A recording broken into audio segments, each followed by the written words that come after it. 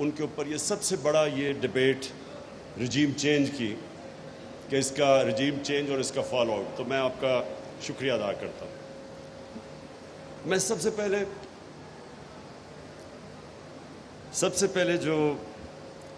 پہلے تو سارے اسپیکرز کا جو انہوں نے تبصرے کیے میں صرف اپریشیٹ کرنا چاہتا ہوں کہ سب نے مختصر پہلوؤں کے اوپر بات کی جو رجیم چینج کے ایفیکٹس آئے ہیں ملک میں۔ عمران ریاض نے بات کی کہ جس طرح میڈیا کے اوپر اب کسی بھی جمہوریت میں ایسا پریشر نہیں ڈالا گیا جو اس دور میں میڈیا کے اوپر پریشر ہے، اور اس کے بعد شعیب آپ نے شروع میں ہی جو پرابلمز بتا دیے کہ ہمیں ڈفرینٹ ایریاز میں کس طرح کے پرابلمز ہیں۔ دیکھیں، میں جو سب سے پہلے بات کرنا چاہتا ہوں وہ یہ کہ پاکستان کسی وجہ سے بنا تھا، اور اگر آپ اس کی پیچھے چلے جائیں پاکستان کے بننے کے، تو اس کی جو سب سے بڑی وجہ کیا تھی؟ آزادی چاہتے تھے لوگ۔ علامہ اقبال کی جو ساری کوشش تھی کہ غلامی سے لوگوں کو آزاد کرے، ذہنی غلامی سے۔ قائد اعظم کا یہ کہا جاتا تھا کہ غلام ہندوستان میں ایک آزاد ذہن تھا، اور ان کی کوشش ساری جو سٹرگل تھی وہ یہ تھی کہ ہم اگر ہندوستان میں رہ گئے تو ہم آزاد نہیں ہوں گے۔ اور جو قائد اعظم کی خاص طور پہ ہمیں ان کی بریلینس کے اوپر سوچنا چاہیے کہ وہ تب یہ پریڈکٹ کر رہے تھے کہ ایک دن نریندر مودی کا ہندوستان بنے گا جدھر مسلمانوں کی کوئی حیثیت نہیں ہوگی۔ تو اس لیے پاکستان بنا تھا۔ تو یہ اس لیے نہیں بنا تھا کہ ہم ایک غلامی سے نکل کے دوسری غلامی میں آ جائیں۔ اور ہمیں یہ جو نعرہ تھا پاکستان کا مطلب کیا، لا الہ الا اللہ، یہ آزادی کا نعرہ ہے کہ جب آپ یہ دعویٰ کرتے ہیں کہ اللہ تیرے سوا کسی کے سامنے نہیں جھکیں گے، تو یہ انسان کو آزاد کر دیتا ہے لا الہ الا اللہ۔ ہم اگر یہ دعویٰ کرتے ہیں اور اس میں مانتے ہیں، یہ ہمارا ایمان کا حصہ بن جاتا ہے، تو یہ ناممکن ہے کہ انسان کسی کی غلامی کرے اور قبول کرے۔ جو میری بڑی کوشش رہی، بلکہ میں نے رحمت اللہ عالمین اتھارٹی بھی بنائی، اور اس کی کوشش کیا تھی کہ ہمارے بچوں کو پتہ چلے کہ اگر یہ پاکستان ایک بڑی خواب کا نام تھا جس کے فاؤنڈنگ فادرز علامہ اقبال اور قائد اعظم تھے، تو کم از کم ہمیں پتہ تو چلے کہ یہ پاکستان کیوں بنا تھا۔ اور پھر جب ہم پاکستان کی جو آبجیکٹیو ریزولوشن جو فاؤنڈنگ فادرز نے بنائی تھی، تو اسلامی فلاحی ریاست وہ بیس تھی مدینہ کی ریاست پہ۔ اور وہ کیوں نہیں ہمارے بچوں کو پتہ کہ وہ جو مدینہ کی ریاست تھی وہ ایک دنیا کی تاریخ کا بڑا انقلاب آیا تھا اور تاریخ کا حصہ ہے۔ ہمارے بچوں کو کیوں نہیں سمجھ کہ وہ جب اللہ ہمیں حکم دیتا ہے کہ نبی صلی اللہ علیہ وسلم کی سنت پہ چلو، تو وہ جو مدینہ کی ریاست تھی ان کی سنت تھی اور وہ کی پرنسپلز پہ بنی تھی۔ اور جو اس کا سب سے بڑا پرنسپل تھا جو شمشاد صاحب آپ نے بتایا، وہ رول آف لاء تھا۔ جب انہوں نے کہا کہ میری بیٹی بھی اگر جرم کرے گی تو اس کو سزا ملے گی، جب ہمارے نبی صلی اللہ علیہ وسلم نے کہا کہ تمہارے سے پہلے بڑی قومیں تباہ ہوئیں جو چھوٹے چور کو جیل میں ڈالتی تھی لیکن طاقتور آدمی کو NRO دے دیتی تھی، یعنی اس کو امیونٹی دے دیتی تھی۔ یہ اگر آج آپ سٹڈی کریں ڈیولپنگ ورلڈ، تو ساری ڈیولپنگ ورلڈ کا یہ مسئلہ ہے۔ وہ طاقتور کو نہیں پکڑ سکتے، وہ صرف چھوٹے چوروں کو جیلوں میں ڈالتے ہیں۔ جو فیکٹ آئی پینل کی رپورٹ ہے جو یونائٹڈ نیشن سیکرٹری جنرل نے ایک فیکٹ فائنڈنگ پینل بنائی کہ کیوں ڈیولپنگ ورلڈ غریب ہوتی جا رہی ہے اور امیر ملک امیر ہوتے جا رہے ہیں، تو ایک جو مین چیز کیا آئی سامنے کہ ہر سال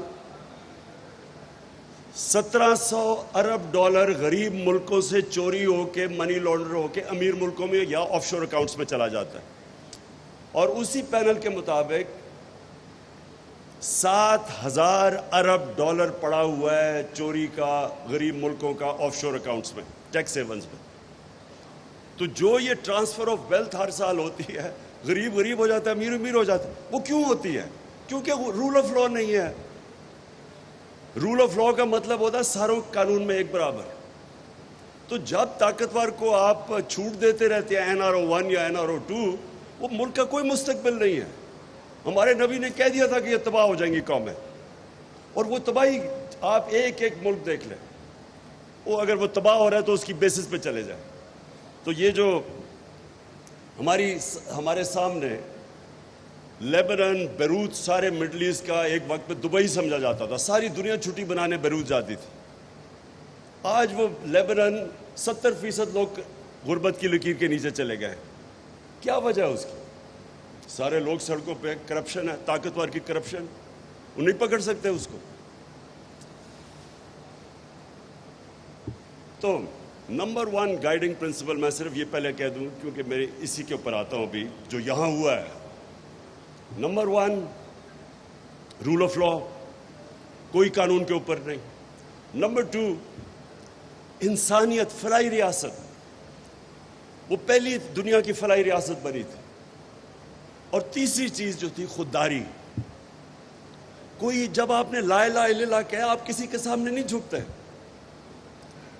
ہمارے نبی صلی اللہ علیہ وسلم نے 637 اور 638 میں 627 اور 628 میں ایک خط لکھتے ہیں رومن ایمپرر کو، بیزنٹائن ایمپرر کو، دوسرا لکھتے ہیں وہ جو پرشین ایمپرر تھا. اور وہاں یہ نہیں لکھتے کہ ہم ابھی ہمارے پاس پیسے نہیں ہیں، ہمارے حالات بہت برے ہیں. وہ کہتے ہیں میں اللہ کا پیغام لے کے آیا ہوں، اپنی بہتری کے لیے تم میرا پیغام اگر اس کے اوپر عمل کرو گے، یہ آپ کی بہتری ہے.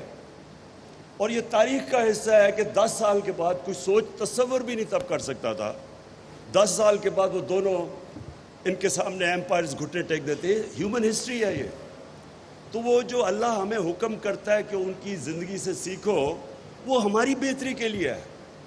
تو جو بیسک پرنسپلز ہیں جس کے اوپر وہ کھڑا ہوا تھا، میں جب 18 سال کی عمر میں پہلی دفعہ انگلینڈ گیا تو یہ میں نے دیکھا انگلینڈ کے اندر پہلی دفعہ میں نے فلاحی ریاست دیکھی کہ ایک آدمی غریب آدمی ہے، اس کے پاس پیسے نہیں ہے، وہ نیشنل ہیلتھ سروس میں جا کے مفت علاج ہوتا تھا.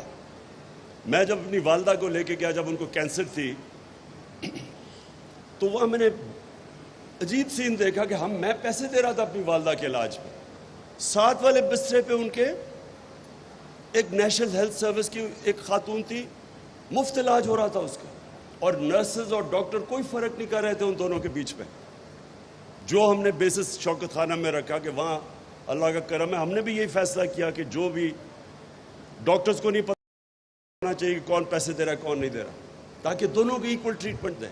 تو وہاں دیکھا میں نے سکولز کے اندر، گرامر سکول، مفت تعلیم مل رہی ہے، کوالٹی ایجوکیشن. ان کے پرائم منسٹرز نکلے ہوئے گرامر سکول سے.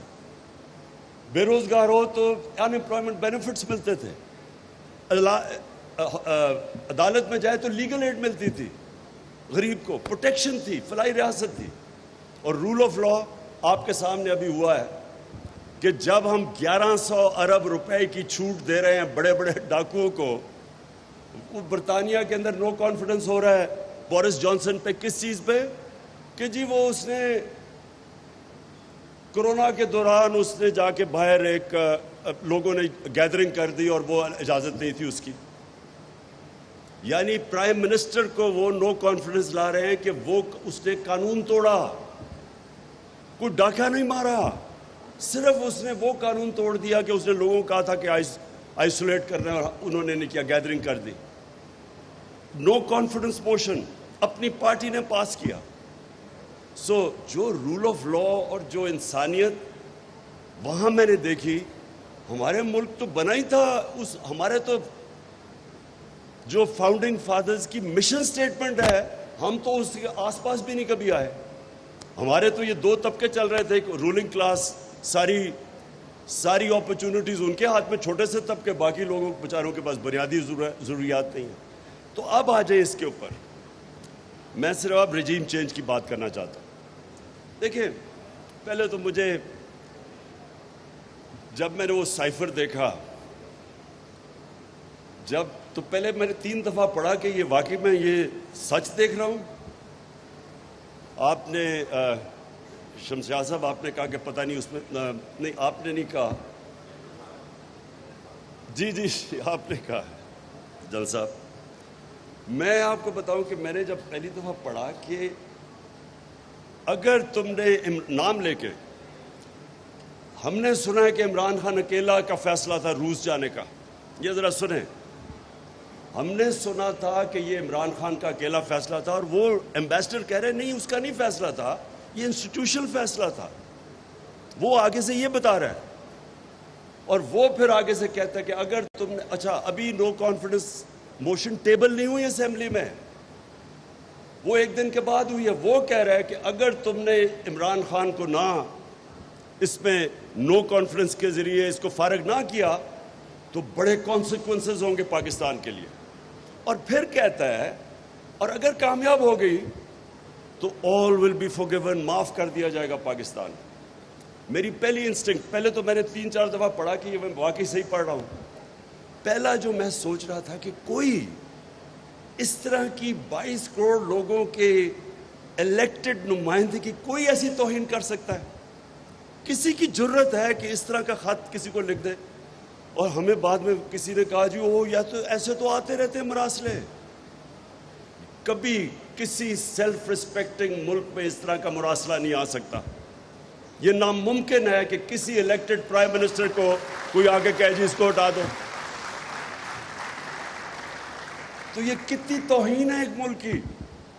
یعنی کس طرح کا ایک عام آفیسر کہہ رہا ہے کہ جی اس کو پرائم منسٹر کو ہٹا دو. تو مجھے دوسری حیرت ہوئی کہ میں پرائم منسٹر ہوں، وہ ایمبیسڈر ہے، فورن آفس میرے نیچے ہے، وہ کس کو حکم دے رہا ہے کہ اس کو ہٹا دو پرائم منسٹر کو؟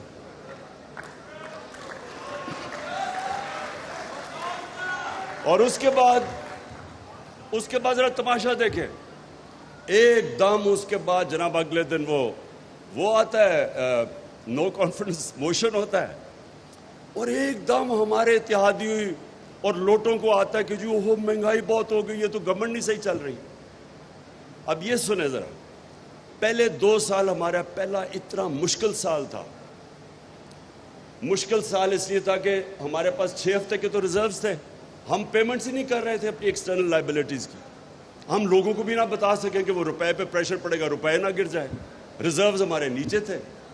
بھاگے پھرے کبھی ادھر اپنے 3، میں ویسے ان کا شکر بھی کرتا ہوں، یہ جو ہمارے 3 دوست تھے جنہوں نے ہمیں پیسے دیے، نہیں تو ہمارے پاس تو بینکرپٹ تھے. ہم پہلے تو ادھر سے مشکل سے نکلے اور بڑا مشکل وقت تھا، اور IMF نے پھر کنڈیشنز لگائی ہمارے پر، سختی کی، ڈیمانڈ سکویز کی، بے روزگاری تھی، چیزیں انہوں نے قیمتیں ہم نے بڑھانی پڑی. روپیہ گرا، جب روپیہ گرا باہر سے ساری امپورٹس مہنگی ہوئی، تو مشکل وقت تھا. اوپر سے کرونا آ گیا اگلے سال، وہ پھر سکویز کیا. تو ہم 2 سال تو بڑے مشکل تھے ہمارے لیے. اور شکر کریں کہ میں نے لاک ڈاؤن نہیں لگا دیا، جو ساری اپوزیشن بار بار کہہ رہی تھی کہ لاک ڈاؤن لگاؤ. لاک ڈاؤن کہتے تو ویسے ہی ہمارا بیڑا غرق ہو گیا تھا. جس دنیا میں ملک میں لاک ڈاؤن لگایا، ذرا دیکھیں تو صحیح، ان کی اکانومیز تو اجڑ گئی. ہم پہلے ہی بری حالات میں تھے. ساروں نے 3 مہینے میں نے سارا پریشر برداشت کیا، نہیں لگایا لاک ڈاؤن پوری طرح، اور اپنی اکانومی بچائی. یہی IMF تھی. ان سے میں نے بات کر کے کنسٹرکشن سیکٹر کے لیے کنسیشنز لی، کیونکہ روزگار تو انہوں نے دینا تھا. انہی کے ساتھ ہم نے بات کر کے اپنے تھوڑے ٹیکس کم کروائے، ہم نے انسینٹیوز دیے. تو 2 سال تو بڑے مشکل تھے. لیکن تیسرا اور چوتھا سال، 17 سال کے بعد، اب ذرا اکنامک گروتھ ریٹ دیکھ لیں. 17 سال کے بعد سب سے بہتر 2 جس میں ہماری معیشت اوپر گئی، جس میں ہماری ویلتھ کریشن ہوئی اور سسٹینیبل گروتھ کی طرف جا رہا تھا. مطلب کہ سارے سیکٹرز گرو کر رہے تھے. Service sector, industry, large scale manufacturing جب اوپر آتی ہے، اس کا مطلب روزگار بھی ملتا ہے، ویلتھ کریشن ہوتی ہے. اور کنسٹرکشن سیکٹر کے ریکارڈ گروتھ ہوئی. تو ساری، اور پھر زراعت کے اندر جو ہم نے اپنے کسانوں کے لیے انسینٹیوز دیے اور جو ان کی قیمتیں دلوائیں، اور جو شوگر مافیا پیسے نہیں دیتا تھا کسانوں کو، ان سے زبردستی ان کو کسانوں کو پوری قیمت بھی دلوائی، ٹائم پہ پیسہ دلوایا. انہوں نے انویسٹ کیا تو ہماری 4.5% ہماری زراعت اوپر گئی. تو ایک سسٹینیبل گروتھ پہ تو پاکستان نکل گیا تھا. تو تب ان کو جب 6% گروتھ ریٹ ہو رہی ہے تو تب ان کو کدھر سے آ گیا کہ جی بڑی مہنگائی ہوگی اور جی حالات بہت برے ہیں. وہ شکر ہے کہ ابھی 2-3 نے بول ہی دیا اسمبلی میں, سچ نکل ہی گیا ان کے منہ سے کہ وہاں حالات تو اچھے تھے. تو اب ہمیں کدھر سے ٹیلی فون آ رہے تھے اور وہ تو سامنے آ گیا اب سب کے. تو جو لوگوں نے جا کے سب سے پہلے لوٹے ہوئے, ہمارے پاس سارا ریکارڈ ہے کہ کون کون امریکن ایمبیسی میں جا رہا تھا. جو لوٹے ہوئے وہ سارے امریکن ایمبیسی میں. اب امریکن ایمبیسی کا کیا کام ہے, یہ بھی سوال پوچھے. میں کیوں چاہتا ہوں کہ سپریم کورٹ, میں کیوں چاہتا ہوں کہ اس کے اوپر پوری ایک جوڈیشل انکوائری بنے. اگر یہ صحیح معنی میں انکوائری ہوگی, میں آپ کو یقین دلاتا ہوں کہ پاکستان کا اس میں اتنا فائدہ ہے, کیونکہ ہم جب انکوائری ہوگی آپ اپنی غلطیاں تو نہ دہرائیں. جب آپ اتنا بڑا ظلم ہوا کہ آپ نے سارا ایک ملک جا رہا تھا صحیح ڈائریکشن میں, اور میں نے بائی دا وے جا کے اپنے نیوٹرلز کو میں نے بتایا, شوکت ترین کو بھجوایا بتانے کے لیے کہ اس وقت بڑی ڈیلیکٹ ہماری ریکوری ہے.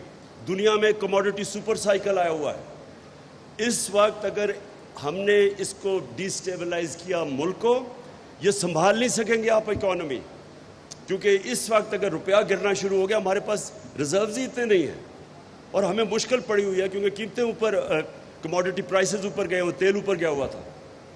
اس سٹیج کے اوپر اس کے باوجود کہ ہم نے بتایا کہ یہاں نیوٹرل ہونا بڑی اچھی چیز ہے, ماشاءاللہ اچھا آپ نیوٹرل ہی رہیں, لیکن یہ اگر سازش کامیاب ہوگی تو کانسیکوینسز ہم نے بتا دیے کہ اس کا یہ کانسیکوینس ہوگا ملک کو, معیشت کے اوپر.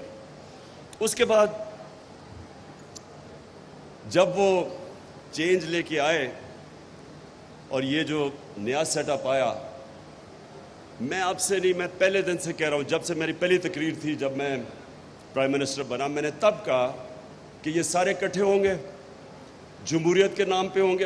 ابھی وہ ڈیموکریٹک موومنٹ کا نام نہیں آیا تھا, جمہوریت کے نام پہ سب اکٹھے ہوں گے, اور ایک ہی ان کا انٹرسٹ ہوگا کہ کسی طرح بلیک میل مجھے اتنا کرے کہ این آر او مل جائے. میں اب یہ جو موہت پیرزادہ نے بات کی کہ اس نے مجھے آ کے بتایا, پہلے وارن کیا, وہ تو مجھے ساری خبریں آ رہی تھیں 1 سال سے کہ کیا ہو رہا ہے. خبریں تو مجھے 1 سال سے آ رہی تھیں کہ پلان کیا بنا ہوا ہے. لیکن میں آپ کو آج بتا رہا ہوں کہ ایک چیز میرا ذہن نہیں مان رہا تھا, اور وہ یہ نہیں مان رہا تھا کہ کیا یہ شہباز شریف کو پرائم منسٹر بنا دیں گے, کیا آصف زرداری پھر سے اقتدار میں آ جائے گا. یعنی یہ میں اس لیے آپ کو کہہ رہا ہوں, دیکھیں جو بھی پاکستان کا سوچتا ہے, جس کے باہر اربوں ڈالر نہیں پڑے ہوئے, جس کا جینا بننا اس ملک میں ہے, تو وہ یہ سارے یہ سوال پوچھیں گے کہ وہ جو 30 سال سے 2 خاندان اس ملک کے اوپر مسلط ہے, میں نہیں کہہ رہا کہ انہوں نے یہ کتنے کرپٹ ہیں. آپ ان کے باہر کتنے اخباروں کے اندر ان کے اوپر آرٹیکلز آئے ہوئے ہیں ان کی کرپشن کے اوپر, انٹرنیشنل میں بات کر رہا ہوں, BBC کی ڈاکیومنٹریز آئی ہوئی ہیں ان کی کرپشن پہ, ہم نے تو نہیں نکالی. کرپشن کے کیسز ان کے اوپر اتنے ہیں کہ آپ کو سمجھ نہیں آتی کس کیس کے اوپر بات کریں. جو NRO-1 لیا انہوں نے, جو جنرل مشرف نے اتنا بڑا ظلم کیا اس ملک کے اوپر, میں نے سب سے زیادہ شور مچایا اس کے اوپر کہ وہ سرے محل جو آصف زرداری بار بار کہتا تھا کہ یہ ہمارا نہیں ہے, اور یہ انہوں نے کنٹیسٹ بھی کیس نہیں کیا جب پاکستانی گورنمنٹ نے انگلینڈ میں کیس کیا, وہ بیک گیا, اس کے پیسے پاکستان کو آنے تھے. $60 ملین پڑے ہوئے تھے سوئٹزرلینڈ میں, وہ پورا کیس میچور ہو گیا تھا, وہ پیسے پاکستان کو آنے تھے. NRO دے کے وہ معاف کر دیا, وہ جو پاکستان کو وہ انہوں نے وہ بھی ہضم کر لیا. نواز شریف کا اتنا اوپن اینڈ شٹ کیس ہے حدیبہ پیپر مل کا, جس میں اسحاق ڈار کی کنفیشنل سٹیٹمنٹ ہے, بینک اکاؤنٹس ہیں کہ کو قاضی فیملی لنڈن میں بیٹھی ادھر پیسہ, یہ ساری چیزیں تو پروون تھی. وہ NRO-1 دیا گیا, وہ ساری معاف کی گئی. 10 سال کی کرپشن انہوں نے کی. ان کے دور کے سارے کیسز ہیں 95%, ہمارے تو دور کے کیسز ہی نہیں ہیں. ہمارا تو صرف ایک TT کا کیس ہے شہباز شریف کا, اور ایک جو مقصود چپڑاسی والا کیس ہے FIA کا، باقی تو سارے پرانے کیسز ہیں. تو وہ کیسز جو ہمیں 3.5 سال کہہ رہے تھے، اور یہ اسحاق ڈار ان کے دور میں بھاگا ہے، نواز شریف کے بیٹے ان کے دور میں بھاگے ہیں، یہ داماد شہباز شریف کا اس کے دور میں بھاگا ہے. تو ہمارے دور کے تو صرف ہمیں بلیک میل کیا جا رہا تھا NRO دینے کا. تو میرا پوائنٹ یہ ہے کہ کیسے کوئی سوچ سکتا تھا ان کو ملک کے اوپر لانے کے لیے؟ کون ملک کے اوپر اتنا ظلم کر سکتا ہے کہ شہباز شریف جس کو سزا ہونے والی تھی، انڈر ٹرائل تھا، اس کا کیس میچور تھا، کیسے کوئی اس آدمی کو اس ملک پہ مسلط کر سکتا ہے؟ یا تو یہ سمجھے، یا تو ہم یہ سمجھے کہ وہ شاید وہ یہ سمجھ رہے تھے کہ اتنا بڑا جینیس ہے یہ، کہ یہ اتنا بڑا صبح 7 بجے اٹھ کے آفس پہنچ جاتا ہے، یہ اتنا زبردست کام کرے گا کہ ملک کو اٹھا لے گا.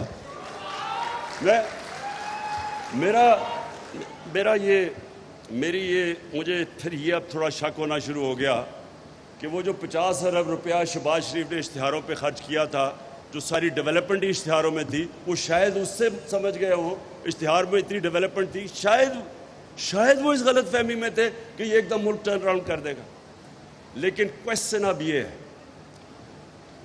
کون اس کی ذمہ داری اٹھائے گا کہ رجیم چینج کے بعد جدھر اب پاکستان اکنامک سروے کے اندر ساری فگرز دی ہوئی ہیں، آپ وہ پڑھ لیں تو اس میں ساری آپ کی فگرز ہیں جو اس گورنمنٹ کی اکنامک سروے ہے، اس میں ایک فگر دی ہوئی ہے. پاکستان سارے ٹارگٹ سے ہم نے زیادہ اچیو کیا.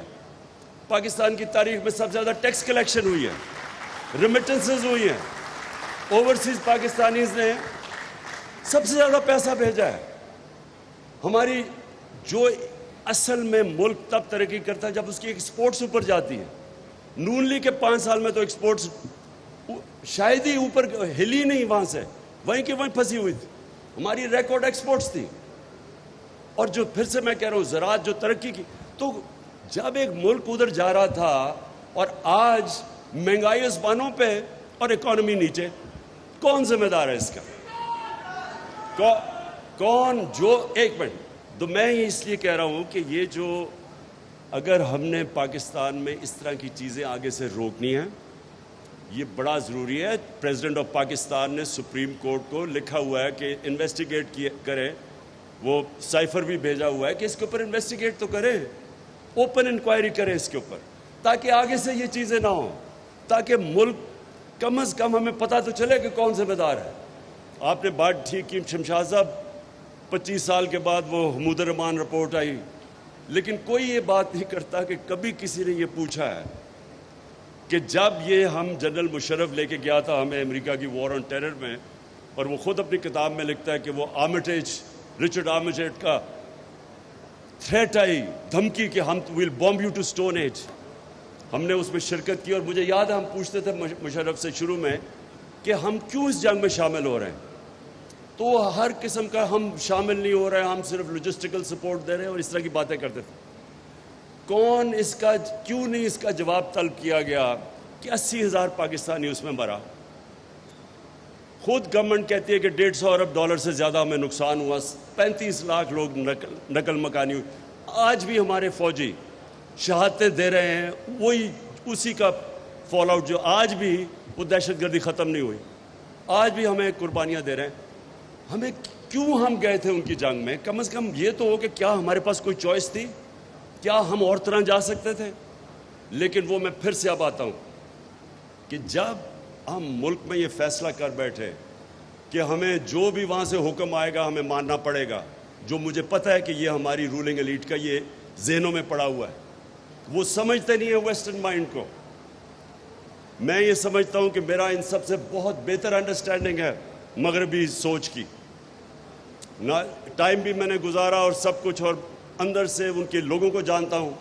میں یہ سمجھتا ہوں کہ یہاں ایک غلط فہمی ہے کہ جب ہم ان کے سامنے ان کی ہر بات مانتے رہیں گے وہ ہمارے ساتھ اور دوستی کر لیں گے. انٹرنیشنل ریلیشن میں کوئی دوستی نہیں ہوتی، انٹرسٹ ہوتے ہیں. آپ ان کے انٹرسٹ سرو کرتے ہیں، وہ دیکھتے یہ ہیں. اور یہ ایک ٹامی فرینک کی ایک کتاب ہے، اس میں وہ ایک پیراگراف ہے اس میں لکھتا ہے کہ we knew Musharraf was vulnerable, so we kept pushing him to do more. ایک لکھتا ہے ایک مائیکل شور جو اس سارے ایریا کا CIA چیف تھا, وہ بھی پڑھنے والا, اس کا ایک آرٹیکل ہے ہفنگٹن پوسٹ میں 2008 کے قریب. وہ کہتا ہے کہ مشرف سے اتنے ہمارے امریکنوں کے اتنے ڈرٹی کام نہ کرواؤ, یعنی وہ کام نہ کرو اگینسٹ پاکستان's نیشنل انٹرسٹ, ملک کے مفادات کے اگینسٹ اس طرح کے کام نہ کرواؤ, کہیں ہمارا اتنا بڑا ایلائی ہے یہ پاکستانی لوگ اس کو ہٹائی نہ دیں. یعنی وہ, اور وہ کہہ رہا ہے کہ قبائلی علاقے میں اس نے سول وار کروا دی, وہ لکھتا ہے اس میں, اور اس نے اپنے لوگوں کو اپنے خلاف کر دیا ہماری خدمت کرتے ہوئے. تو ہم یہاں بار بار ثابت کر رہے تھے کہ جی یہ ہماری جنگ ہے اور یہ اور وہ, تو کبھی اس کے اوپر ہوا ہے ایک ملک کتنی بھاری اس کی قربانی دے, اس کے بعد ایک لفظ اپریسیشن کا نہ ہے امریکنوں سے جن کے لیے قربانی دی ہے. بلکہ اس کے علاوہ آپ دیکھیں ہر وقت کے two face double game Pakistan, یعنی برائی سنی ہماری. تو کیوں ہم نے کبھی اسیس کیا ہے کہ اتنا بڑا ملک کو نقصان پہنچا؟ اور اس کی بھی یہ وجہ تھی کہ جو لوگ اس میں ملوث تھے, جو لے کے گئے تھے, وہ چاہتے ہی نہیں انکوائری. اور آج بھی جو طاقتور ہے, وہ جو بینیفیشریز ہیں یہ جو رجیم چینج کے, وہ کوئی نہیں چاہتا کہ انکوائری ہو اس کے اوپر. لیکن انکوائری اس ملک کے مستقبل کے لیے ضروری ہے. اگر ہم یہ چپ کر کے ایکسیپٹ کر لیں گے کہ باہر سے, اب دیکھیں ان کا کیا انٹرسٹ ہے, ان کا تو سمپل انٹرسٹ ہے. ان کا انٹرسٹ یہ ہے کہ پاکستان میں پھر جی حضور کرنے والے لوگ آ جائیں, اور ان کو سوٹ کرتا ہے. آپ سارے امریکن رجیم چینج دیکھ لیں, کرپٹ لوگ ان کو سوٹ کرتے ہیں کیونکہ وہ پلائبل ہوتے ہیں. اپنے ملک میں کوئی ضمانت پہ ہو, آپ اس کو چپڑاسی بھی نہیں رکھوا سکتے ان کے ملک میں. کوئی نوکری ڈھونڈ کے دکھاتے ضمانت پہ آدمی, وہ اتنی اسٹرکٹ ان کی مورل سٹینڈرڈز ہیں. ہمارے ملک میں وہ اس لیے یہ پریفر کرتے ہیں کیونکہ ان کو پتہ ہے, ان کو سارا پتہ ہے کہ ان کے پیسے کدھر پڑے, اور ان کو پتہ ہے کہ یہ کنٹرولبل ہے. سو وہ تو چاہتے ہیں ایسے لوگ ہیں کہ بجائے فتح کرنے کے ہر چیز پاکستان ان کی مان لے. ہمارے انٹرسٹ میں کیا ہے؟ کیا ہمارے انٹرسٹ میں ہے کہ اس طرح کے چور اوپر بیٹھ جائیں؟ اگر آپ نے کسی ملک کو تباہ کرنا ہے, آپ کو یقین کوئی کسی دشمن کی ضرورت نہیں ہے, اس طرح کے چوروں کو اوپر بٹھا دیں. اور آپ کے سامنے ہے کون سی قیامت آ گئی ہے 2.25 مہینے میں کہ سارا پاکستان کی اکانومی نیچے چلی گئی ہے. کون سا اتنا بڑا, ہم 2.5 سال IMF کے پروگرام میں تھے, تو ہمیں کیوں نہیں پریشر انہوں نے ڈالا یہ کرنے کے لیے جو آج یہ کہہ رہے ہیں کہ جی IMF نے یہ کروا دیا تو ہمیں کرنا پڑا ہے, اور پھر ہمیں بلیم کر رہے ہیں, کہہ رہے ہیں ہماری وجہ سے. تو اگر ہمیں اب ذمہ دار ٹھہرا رہے ہیں تو اتنی محنت کر کے حکومت ہٹائی کیوں آپ نے؟ ہمیں رہنے دیتے, ہم ذمہ داری لے لیتے. تو پہلے آپ نے ایک غلط کام کر کے حکومت, اور پھر ذمہ دار ہمیں ٹھہرا رہے ہیں. اور فگرز ڈینائی نہیں ہو سکتی. پاکستان اکنامک سروے میں ساری فگرز ہیں کہ کدھر پاکستان تھا اور آج کدھر پہنچ گیا. تو میں آخر میں وے فارورڈ بتاتا ہوں. دیکھیں اس کا صرف ایک ہی راستہ ہے, کوئی اور چیز کریں گے ہم اپنے ملک کو مزید اور دلدل میں پھنساتے جائیں گے. اس ایک چوروں کے یہ ٹولے کو اوپر مسلط کرنے کے لیے جو حکومت اب چیزیں کر رہی ہے, یہ صرف اور صرف ان کو اوپر رکھے گی سارے ملک کے اداروں کو تباہ کر کے. ملک جو ہوتے ہیں وہ چلتے ہیں اداروں کے اوپر, اور ادارے چلتے ہیں رول آف لا پہ. جب آپ ملک کے ادارے اور رول آف لا تباہ کریں گے تو اصل میں آپ ملک کا مستقبل تباہ کرتے ہیں. اب ان کو اوپر رکھنے کے لیے رول آف لا بھی تباہ ہو رہا ہے. آپ کے سامنے ہے, کسی دنیا میں کوئی سوچ بھی نہیں سکتا کہ وہ لوگ جو کرپٹ لوگ آ کے بیٹھ کے اسمبلی میں اپنے آپ کو 1100 ارب روپے کے کیسز معاف کروا لیں, یہ کوئی تصور ہی نہیں کر سکتا. یہ تو ٹوٹل کانفلکٹ آف انٹرسٹ ہے. ہم سپریم کورٹ میں گئے اور امید لگائی ہوئی ہے سپریم کورٹ سے, تو رول آف لا تو پہلے وہیں ختم ہو گیا, پھر نیب ختم کر دی. جو نیب کے اندر امینڈمنٹس لائی ہیں, نیب اب کچھ نہیں کر سکتی. انہوں نے منی لانڈرنگ ہی ختم کر دی ہے. باہر سے اگر پتہ چلے میرے کوئی 10 ارب ڈالر باہر پڑا ہوا ہے یا جتنا بھی پڑا ہوا ہے, میں اگر انفارمیشن مجھے باہر سے آ بھی جائے, وہ ان ایڈمیسیبل ہے پاکستان میں. پھر اگر میں پبلک آفس ہولڈر ہوں, میں اپنے رشتہ داروں کے نام, اپنی بیوی بچوں کے نام پراپرٹیز کر دوں, وہ بھی انہوں نے نکال دیا اس میں سے, بینامی ختم کر دیا. انہوں نے وہ چیزیں کی ہیں کہ جو وائٹ کالر کرائم کو پکڑنا امپاسبل کر دیا. اب تو انہوں نے یہی نہیں اپنے آپ کو بچاتے بچاتے ساروں کے لیے دروازے کھول دیے چوری کے. اس کے بعد الیکشن کمیشن, جو حرکتیں الیکشن کمیشن کری, ابھی جو کراچی سے سندھ میں الیکشن ہوا ہے, ہمیں تو چھوڑے پی ٹی آئی کیا کہہ رہی ہے, پوچھ لیں ان کے اپنے اتحادی جے یو آئی سے اور ایم کیو ایم سے, وہ کیا کہہ رہے ہیں الیکشنز کے متعلق. 15% الیکشن انٹیریئر سندھ میں انہوں نے ان اپوزڈ جتا دیے, اور پوچھے تو صحیح ان اپوزڈ کیسے ہے. انہوں نے پولیس اور جو استعمال کیا, لوگوں کو اٹھا لیا, وہی جو حرکتیں جو ذوالفقار علی بھٹو نے 1977 کے اندر, اس نے بھی تھوڑے سے لوگوں کو ان اپوز کروایا تھا, اس سے شور مچا تھا. یہاں تو 15% سیٹیں ان اپوزڈ ہو گئی ہیں. تو پوچھیں تو صحیح کہ کیوں ان اپوزڈ ہوئی ہے. تو وہ جو جس طرح کا وہ الیکشن ہوا, ابھی جو 20 حلقوں میں پنجاب میں الیکشن ہو رہا ہے, جو اس وقت مداخلت ہو رہی ہے, جس لیول کی مداخلت ہو رہی ہے اس الیکشن کے اندر, ٹیلی فون کال کر کر کے میں انٹرویو کر رہا لوگوں کو ٹکٹ دینے کے لیے, 2 کینڈیڈیٹس نے مجھے بتایا کہ ہمیں ان نون نمبر سے ٹیلی فون آیا کہ آپ نے ان کے ٹکٹ ہی لینے. تو جس لیول کی مداخلت ہے, اب اگر اسی طرح کے انہوں نے الیکشن کروانے ہیں, الیکشن کمیشن ڈسکریڈیٹڈ, وہ ہو ہی رہی ہے. الیکشن کمیشن ڈسکریڈیٹڈ, پارلیمنٹ کا یہ حال ہے کہ اگر راجہ ریاض پارلیمنٹ کا اپوزیشن لیڈر, سمجھ لیں پارلیمنٹ کی کیا اہمیت ہے. پنجاب اسمبلی میں جو پنجاب اسمبلی میں ہو رہا ہے, یعنی 2.5 مہینے سے جس طرح پنجاب چل رہا ہے, تو یہ مداخلت کے بعد, یہ جو سازش کے بعد, پنجاب کے جو حالات دیکھ لیں. کوئی پوچھو تو صحیح کہ وہاں ہو کیا رہا ہے. جس طرح اور یہ جو آج فیصلہ بھی آیا ہے, ویسے میں یہ واضح کر دوں, ہم کل سپریم کورٹ میں جا رہے ہیں اس فیصلے کے اوپر کہ حمزہ اب کیسے چیف منسٹر بن سکتا ہے. جب انہوں نے کہہ دیا اس کی الیکشن ہی غلط ہوئی ہے, تو وہ چیف منسٹر کس پہ ہے. تو ساری جو چیزیں ہو رہی ہیں, نہ اسمبلیز فنکشنل ہیں, نہ اس ملک کی الیکشن کمیشن کے اوپر کسی کو اعتماد ہے, وہ ساری انجینئرنگ کرے. اب ہماری 5 ریزرو سیٹس تھی, سیدھا قانون تھا کہ جناب جیسے ہی ہماری جو لوٹے گئے تو 5 نئے آنے چاہیے تھے, وہ آئین میں ہے. وہ 3 ہفتے لگا دیے اس کے اوپر, فائنلی ہائی کورٹ سے فیصلہ آتا ہے کہ ان کو ریسٹور, یہ 5 ریزرو سیٹس دو پی ٹی آئی کو. ابھی تک بیٹھے ہوئے الیکشن کمیشن, وہ ہمیں مل ہی نہیں رہی. تو اتنی لیول پہ جا رہے ہیں یہ انجینئر کرنے کے لیے, اس سیٹ اپ کو انجینئر کرنے کے لیے. نہ الیکٹرل پروسیس پہ کانفیڈنس ہے, وہ تباہ. پارلیمنٹ میں نے کہہ دیا. پھر جو میڈیا کے اوپر جس طرح کی واردات ہو رہی ہے, یہ بھی انپریسیڈنٹڈ ہے. میڈیا کو دبانے کے لیے, آوازوں کو دبانے کے لیے, یہ کوئی کامیاب نہیں ہوگا. یہ جو بھی یہ کر رہے ہیں, یہ روک ہی نہیں سکتے آج پاکستان جس طرف جا رہا ہے. صرف اور صرف جو بھی کوشش کر رہا ہے اس سیٹ اپ کو مسلط کرنے کے لیے, وہ اپنے آپ کو ڈسکریڈٹ کر رہا ہے, وہ پاکستان کو نقصان پہنچا رہا ہے, وہ اداروں کو ڈسکریڈٹ کر رہا ہے. اور ایک ہی راستہ ہے اس پہ, جو بھی آپ دیکھ لیں, ایک راستہ ہے اس پہ سے کہ فری اینڈ فیئر الیکشنز کروائے جائیں. اور فری اینڈ فیئر الیکشنز کا مطلب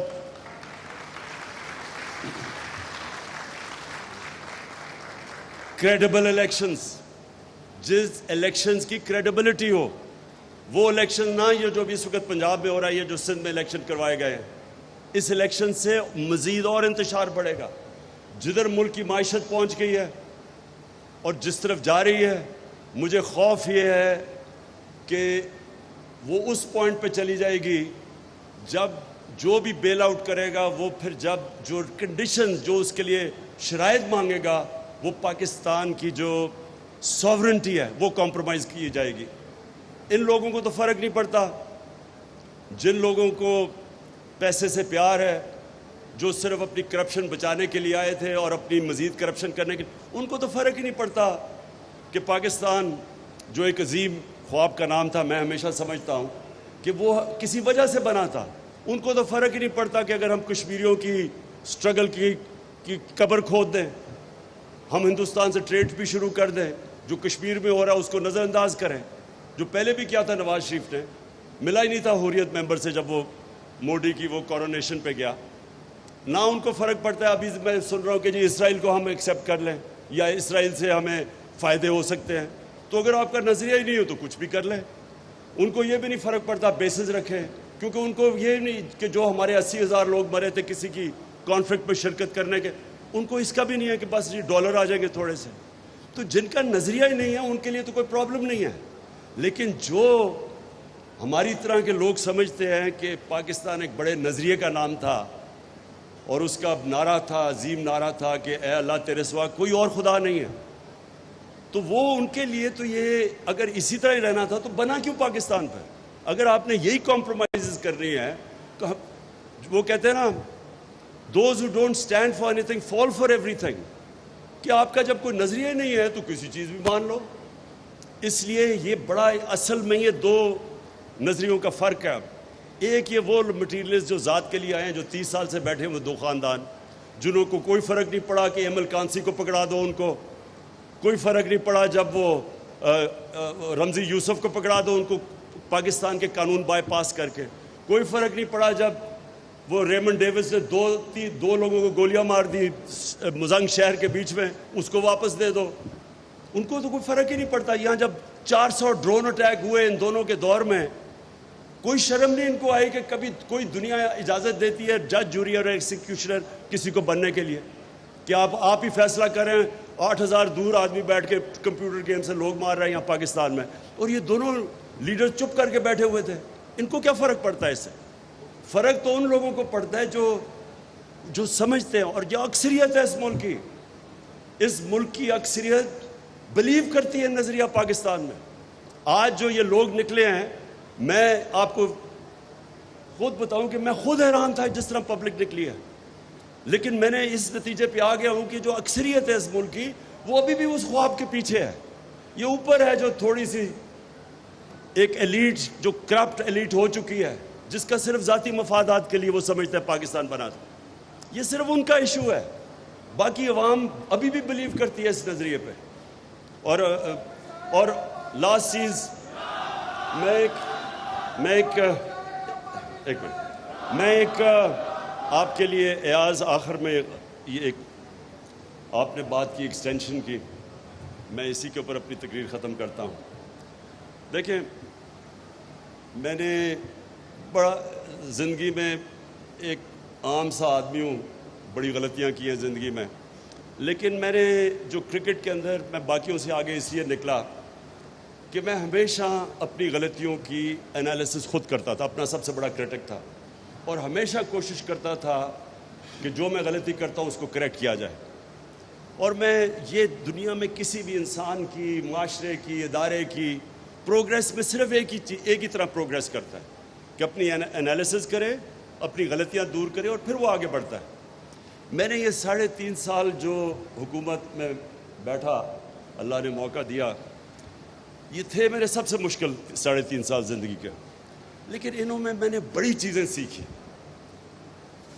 اور میں یہ سمجھتا ہوں کہ جب اتنے بڑے چیلنجز تھے، کیونکہ چیلنج بہت بڑا تھا، کیوں ایک کرائسس تو تھا نہیں. ہر روز صبح اٹھتے تھے، اچھا جی وہ ادھر پی آئی اے بینک، ریلوے کا یہ، ہر دوسرے دن کوئی نیا کرائسس ہوتا تھا کہ پیسے نہیں ہیں جی اب. سو اس کرائسس کے اندر، کرائسیز کے اندر بڑی چیزیں میں نے سیکھی. میں سمجھتا ہوں کہ میری جو ایجوکیشن ان 3.5 سال میں وہ زندگی میں نہیں ہوئی. ایک صرف میں آپ کو چیز بتاؤں کہ میں نے یہ ساری چیزیں نوٹ کی، یہ جو آپ ہم نے ابھی بات کی مداخلت کی، بالکل یہ آپ ٹھیک کہتے ہیں، ایکسٹینشن کی، کہ ہمیشہ ملک ادارہ ترقی کرتا ہے رول آف لا پہ. آج شوکت خانم ایک انٹرنیشنل لیول کے 2 ہاسپٹلز ہیں، وہ صرف رول آف لا پہ ترقی کرتے ہیں، میریٹوکریسی پہ کرتے ہیں. آج چائنا کی جو سب سے بڑی وجہ ہے تیزی سے اوپر آنے کی، ان کی بڑا زبردست الیکٹرل پالیٹکس، الیکٹرل ڈیموکریسی نہیں ہے، لیکن میریٹوکریسی کا زبردست سسٹم ہے. میریٹوکریسی اور رول آف لا ساتھ ساتھ جاتے ہیں. لیکن ہمارا مسئلہ یہ تھا کہ اتنے زیادہ پرابلمز تھے کہ میں صبح اٹھ کے ہمیشہ سوچتا تھا کہ آج میں نے کتنے پرابلمز کو ڈیل کرنا ہے، کہ میں نے پھر پرائرٹائز کرتا تھا کہ آج میں صرف یہ پرابلمز کو ڈیل کروں گا، کیونکہ آپ ساروں کو تو کر ہی نہیں سکتے تھے. ملک کے اندر ایک انسٹیٹیوشنل بریک ڈاؤن ہے، اور وہ آیا 30 سالوں سے دیر سے آ رہا تھا. جب آپ مارشل لا لگاتے ہیں تو سب سے پہلے ادارے ختم ہو جاتے ہیں, رول آف لا ختم ہوتا ہے. اور جو ہمارے ڈیموکریٹس تھے انہوں نے کبھی بھی ان کا رول آف لا ایشو ہی نہیں تھا. Relaxation of all the rules تو نواز شریف نے شروع کیا تھا. Relaxation of all the rules means rule of law کو توڑنا. سو جو ملک کے مسئلے تھے جو میں نے اسٹڈی کرتا گیا over the period of time, میں آپ کو یہ کہہ دوں کہ یہ آپ بات بالکل ٹھیک کہہ رہے ہیں, لیکن اس جو کانٹیکس میں آپریٹ کر رہا تھا مجھے بڑا کیئرفلی دیکھنا پڑتا تھا کہ یہ مسئلے ہیں اور میں سارے نہیں ڈیل کر سکتا ایک وقت. تو پھر مجھے پک اینڈ چوز کرنا پڑتا تھا, پرائرٹائز کرنا پڑتا تھا. اور ہم واپس دیکھتا ہوں بہت چیز بہتر کر سکتے تھے, بڑی چیزیں اور بہتر کر سکتے تھے, لیکن اس ساروں کے باوجود جو کرائسس تھے, میں یہ سمجھتا ہوں کہ بینکرپٹ اکانومی, کووڈ-19 جو ایک دنیا میں 100 سال میں ایک دفعہ کرائسس آتا ہے, اس کے اندر سے ہم جو سٹیئر کیا, اور پھر یہ سپر سائیکل کموڈٹی کا اور یوکرین کی وجہ سے. اگر آج میں پیچھے دیکھوں تو جب میں شروع کیا تھا 3.5 سال پہلے, اور میں اینڈ میں دیکھوں کہ جو آج اکنامک سروے میں پاکستان کی آل راؤنڈ گروتھ تھی, آئی ایم ایف نے بھی کہا سسٹینیبل گروتھ تھی, اگر یہ ہو سکتی تو میں سمجھتا ہوں کہ یہ اس کانٹیکس میں ہمارا بڑا کامیاب, بیئرنگ ان مائنڈ جتنے کرائسس تھے, 17 سال میں سب سے زیادہ بہتر اکنامک گروتھ پچھلے 2 سال میں ہوئی تھی. میں سمجھتا ہوں کہ یہ ہماری بہت بڑی کامیابی تھی. Thank you G.